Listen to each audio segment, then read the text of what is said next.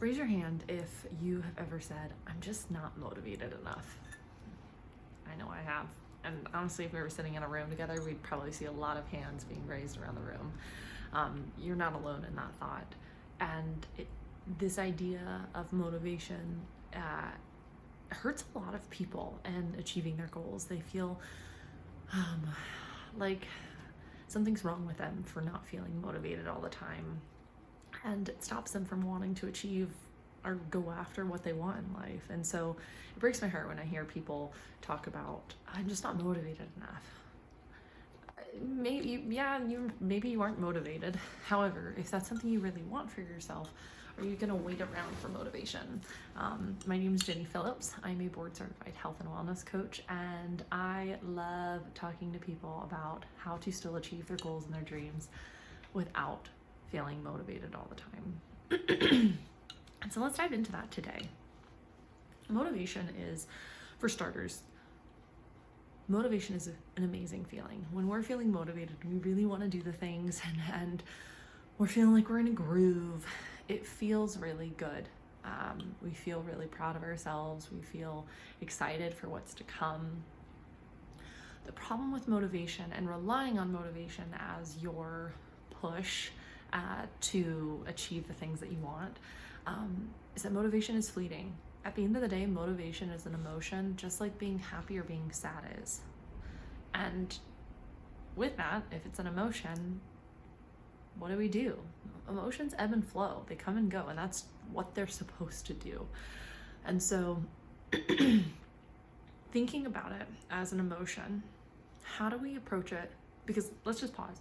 There's nothing wrong with you for not feeling motivated all the time. You might see people in the gym there quite often, or you see, a big CEO doing all the things all the time. At the end of the day, they're probably not motivated all the time. In fact, I know they're not motivated all the time, but they've created systems. They've developed a sense of discipline in a way that allows for them to just keep doing the work that's necessary because they enjoy what they get from the work on the back end. And so with motivation, thinking of it as an emotion, I think takes the pressure off. Knowing that okay, I'm not meant to be motivated all the time. How does that shift things for you? How do you approach things differently? What do you plan for knowing that you're not gonna feel motivated all the time? And so one thing that I think about is thinking about those two emotions, happy and sad. When we want to feel happy, what do? We play our favorite music, put on our favorite funny movie, call up a friend or go see a friend. Maybe we don't call anymore, I don't know. But go see a friend who makes us laugh, and being in those and putting ourselves in those environments starts to usually make ourselves feel happy and feel that emotion again. And same with being sad. Don't look at me weird, because I know there are some people that love sad music, makes you feel mood. I get it. So again, feeling sad, there are certain things that evoke sadness and make us feel sad. Motivation works the same way. There are certain things that we can do that maybe don't guarantee that you're going to be revving with motivation. However, they can help cultivate a sense of motivation. Honestly, what I like to call it is open the door for motivation to come in instead of just having the door just shut automatically. And the biggest thing with motivation is taking action. And that's really hard for people sometimes. Oftentimes, taking action, doing the thing that we're waiting to feel motivated to do, is actually what can help us feel motivated in the end.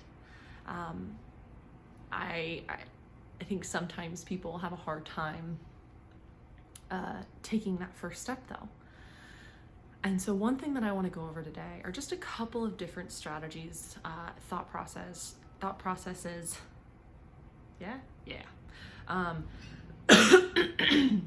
Excuse me, that can help you get to taking that first step, starting that action.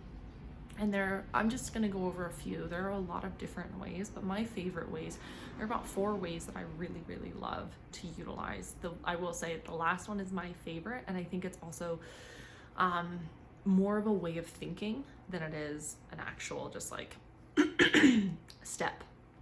So first one would be, I'm going to use working out for this example, just because I think it's one, it's a really popular one, and two, it is just an easy enough one to show. So make the last few minutes of that activity that you're trying to do regularly, make the last few minutes fun or sweet. Give it a sweet ending. So what that looks like for exercise, for example, let's say you want to go to the gym, and maybe you're not a gym person. Like maybe you don't like lifting weights, but you like what you gain from it and you know it's good for you. So making the last few minutes sweet could look like choosing your favorite, like, do you have a favorite lift that's your favorite? Do you have a favorite stretch? Do you have a favorite cardio equipment that you could go end on? Do you have a sauna there that you can utilize that you really love? So making the last few minutes of that workout enjoyable and of your time at the gym enjoyable can make your overall experience better.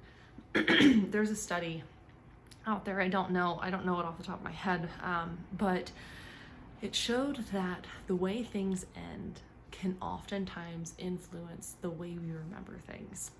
Again, for example, go on a week-long vacation, have the most amazing week-long vacation, and for whatever reason the last day is just horrible, like flights are canceled, delayed, whatever else, and it's just a pain getting home, you lost your luggage, all this stuff.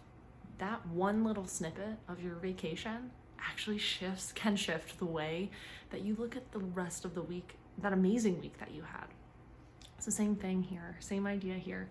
Make these last few minutes really special and sweet for you. Make them enjoyable, make them fun, and it looks different for everybody. So this is not a one size fits all. This is going to be different for everyone. So choose that,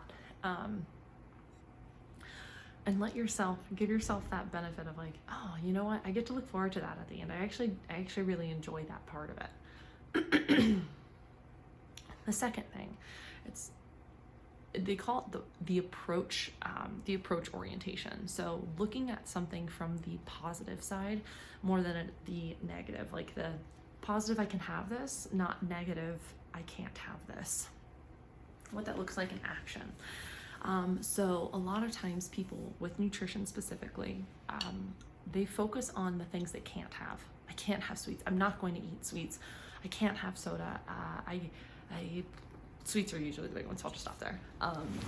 But with that, saying that you can't have something, one, we all know does the automatic thing of, well, now I just want it. Now I want that thing. So let's try not to do that because that makes it harder for us. But two,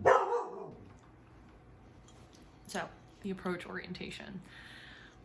Looking at things from the positive of what you can do instead of the negative of what I can't do.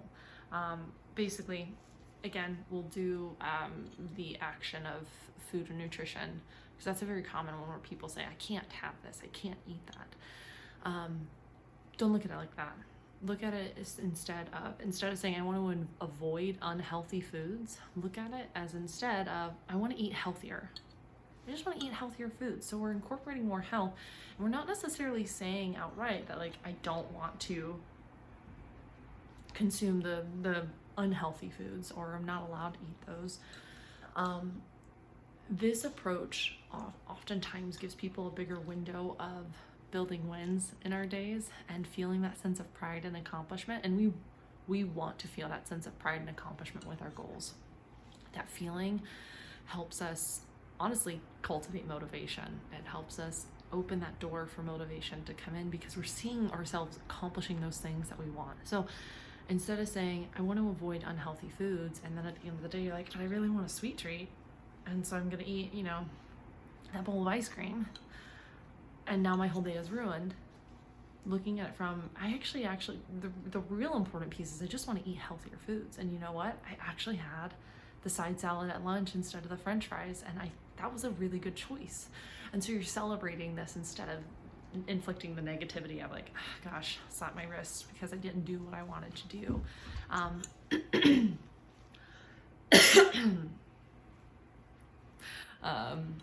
Number 3 is, I think, a really fun one, and I think a lot of times people overlook it. Number 3 is build flexibility into your goal. give yourself 3 get out of jail free cards. And oftentimes with the 3 get out of jail free cards, you'll have a window of time, let's say like 1 to 4 weeks. It's a big window. But saying within this, I have 3 opportunities, or once a month I have, or 3 times a month I have an opportunity to just not do what is important to me for whatever reason. It can be anything, but essentially you're building flexibility to mess up, because at the end of the day, we're all gonna mess up. What's the most important piece of that though is, what do we do after we mess up? So many people beat themselves up and get down on themselves, and honestly like throw in the towel and say, well, forget it, I'm just not gonna do it.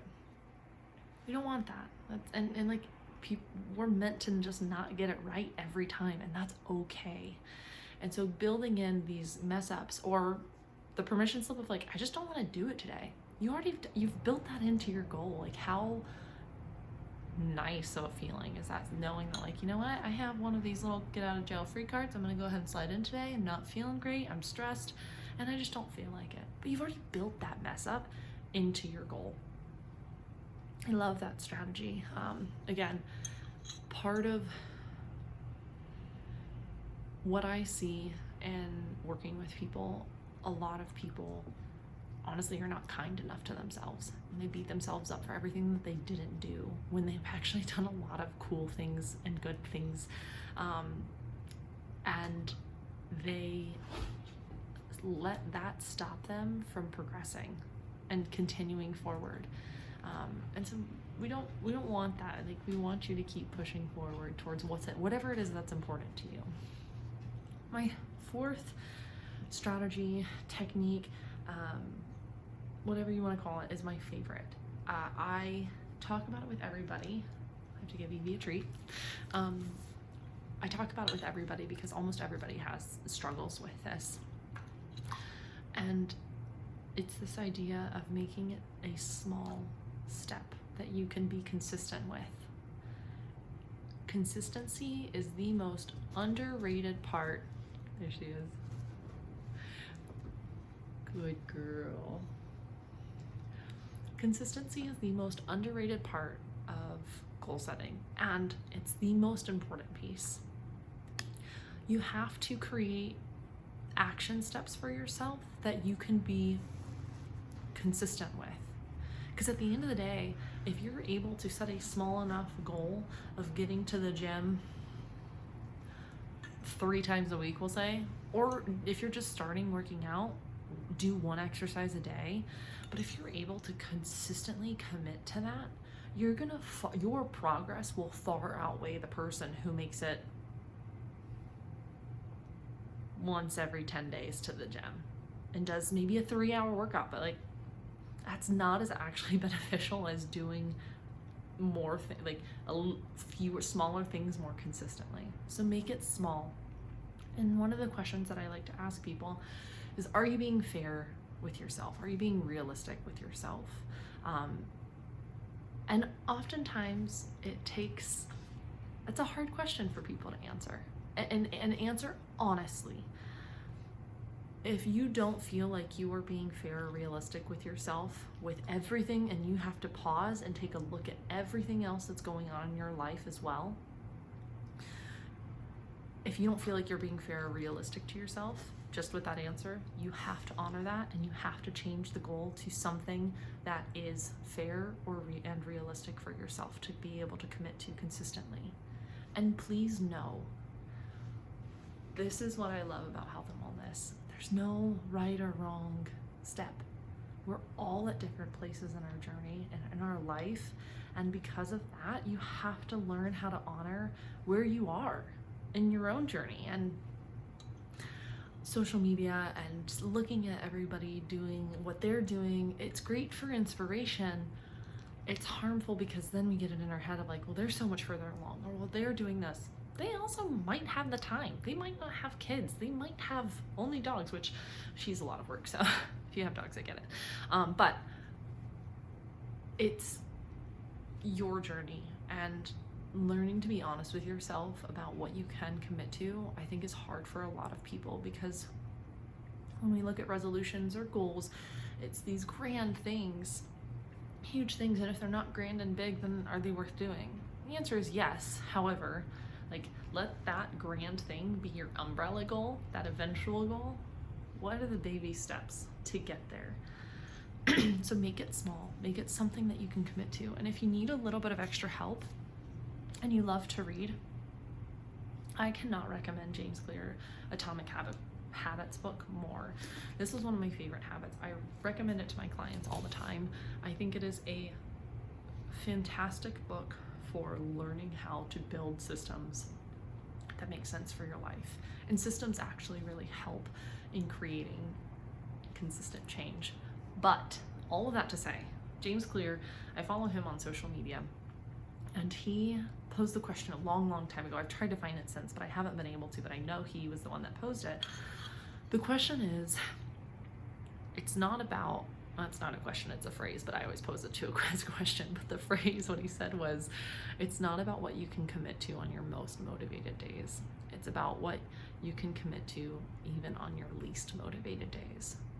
So if you're struggling right now, you're 20 days into the new year, or you're, 40 days into the new year, but you find that you're struggling with the motivation, you're struggling to maintain consistency, ask yourself, what is it that I can stay committed to even on my least motivated days right now? And start there, and know that where you start is not where you end. Once where you start starts to feel easy, then you can keep pushing forward, and then keep pushing forward. It is such a journey, and I know the whole health journey it's very cliche and sounds super cheesy, but it's so true. Like, this is your own journey, and you have to enjoy it. If you don't, because this is your life. Like, your journey is your life.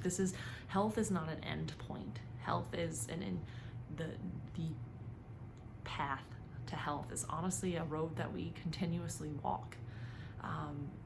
And why not make it something that you enjoy walking? There are my 4 strategies to help skirt around motivation.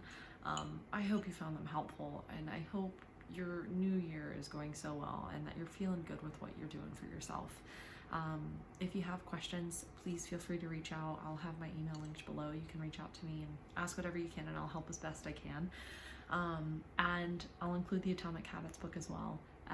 For anybody who's interested in reading, likes to read, I think he might actually have his audiobook as well.